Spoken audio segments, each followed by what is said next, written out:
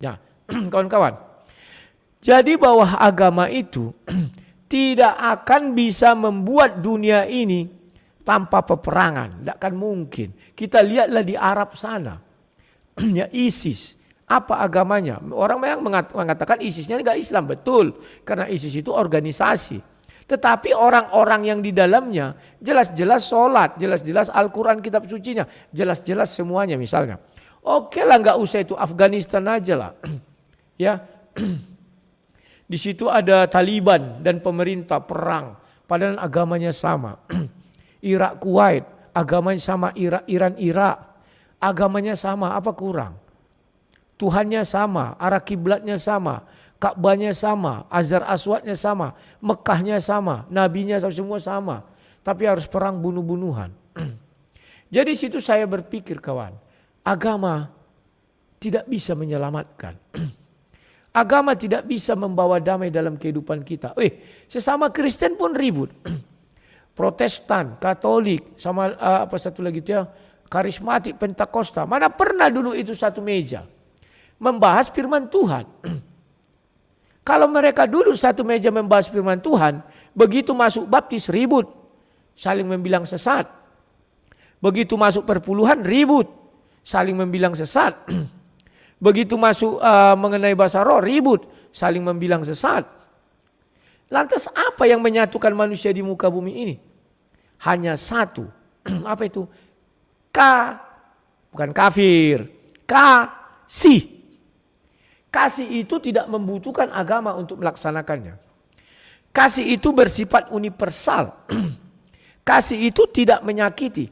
Kalau kau mau lihat ciri-ciri kasih yang tidak akan membuat manusia saling bunuh, bacalah Galatia 5 ayat 22 sampai 23. Itu kasih yang tidak akan membuat kau saling bunuh-bunuhan. Tapi kasih-kasih lain akan membuat kau juga saling bunuh-bunuhan. Kalau kata orang Sinandar, kasih Indomie. Kasih piti, kasih uang. Aduh, memanglah kalau aku ingat-ingat orang Sinandar.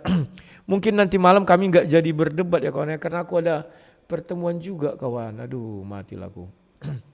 Aku udah janji sama Pak Budak Angon.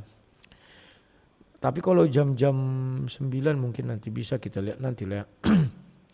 Kasih. Galatia, sorry kawan, tunggu aku buka. Efesus pula terpencet. Galatia 5 ayat 22 sampai 23. Aku bacakan ya kawan-kawannya begini. Nah, aku bacakan. Tetapi buah roh ialah kasih. Paham ya? Sukacita, damai sejahtera, kesabaran, kemurahan, kebaikan, kesetiaan. Kelemah lembutan, penguasaan diri, tidak ada hukum yang menentang hal itu. Kalau kau buat kasih, ada enggak orang memusuhimu? Hanya orang gila yang memusuhi orang yang punya kasih. Tidak ada hukum yang menentang hal itu. Kecuali ada sebuah agama yang memang agak orang ini agak ekstrim ya. Sebaik apapun kau, tetaplah kau, ibaratnya kalau Alkitab mengatakan goyim atau kafir lah. Kau tetap kafir.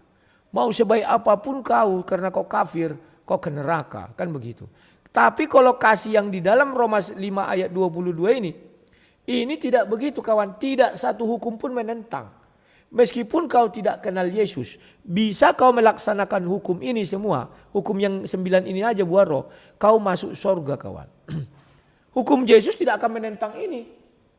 Hukum Taurat juga tidak akan menentang. Jam 7 berangkat ya. Itu biar kalian paham kawan. Betapa hebatnya kasih ini kalau tetap terapkan.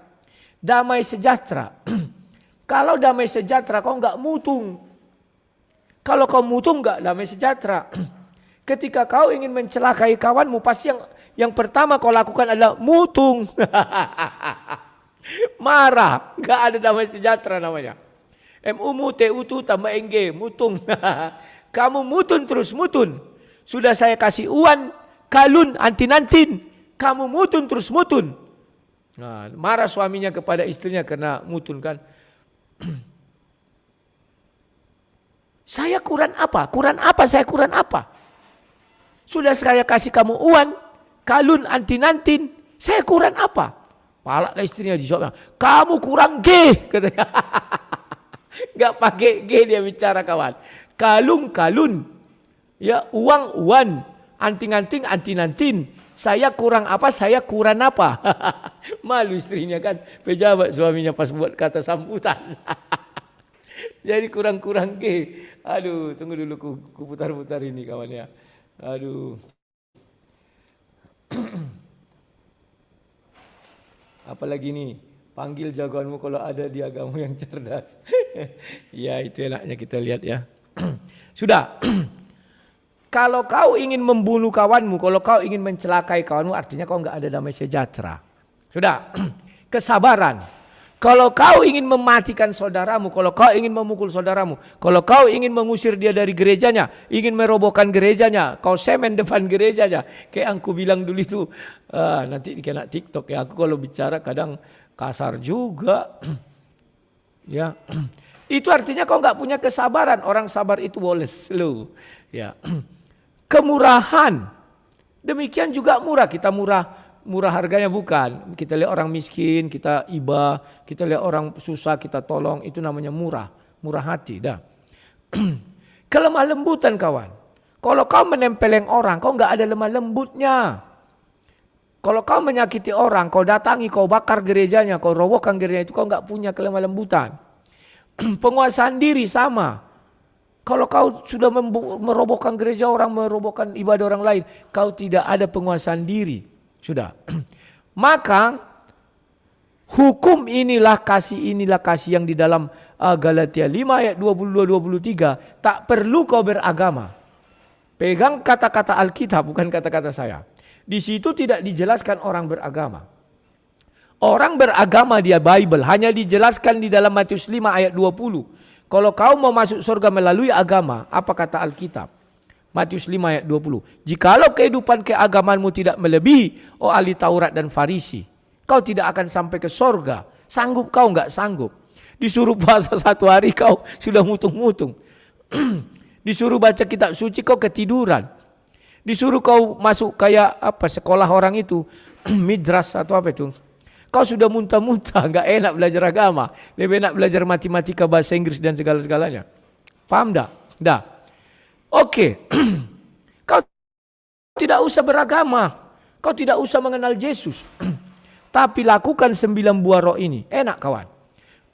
Kalian tulis Galatia 5 ayat 22-23. Kabarkan itu ke semua orang yang tidak mengenal Yesus. Ya. Apabila kalian bisa melakukan ini, tak perlu kau mengenal Yesus. Tak perlu kau beragama Kristen. Tak perlu kau dibaptis. Kau akan ke sorga. Siapa yang menggaransi itu? Firman Tuhan. Apa dibilang? Tidak satu hukum pun menentang hal ini. Hukum di dunia ini banyak. Hukum Taurat. Apakah menentang itu? Dari 10 hukum Taurat. Yang mana menentang itu? Enggak ada. Paham ya? Kau melakukan kasih. Masuk kita kepada yang kedua. Hukum Yesus, hukum kasih Yesus. Ya. Ini kan diambil dari hukum kasih Yesus. Hukum agama lain. Kecuali ya yang ku bilang tadi ada, pernah saya dengar agama di Afrika itu ya. Sekalipun kau baik sebagaimanapun, ketika kau bukan memeluk agama mereka, kau ke neraka. Gak ada guna kau baik. Hukum mereka bukan karena kau ibaratnya berbuat baik, tidak, tapi karena mengikut agama. Ya. Lawak kawan, lawak. Jadi hanya hukum Yesus lah. Besok saya akan buat acara di TikTok, kenapa kau harus menjadi Kristen. Ya. Saya dulu ditawari. Wah, aku ceritakan dulu kawan-kawan TikTok mungkin belum pernah dengar. Saya dulu ditawari Moko Ginta untuk mengikut sama Moko Ginta, mengikut agamanya.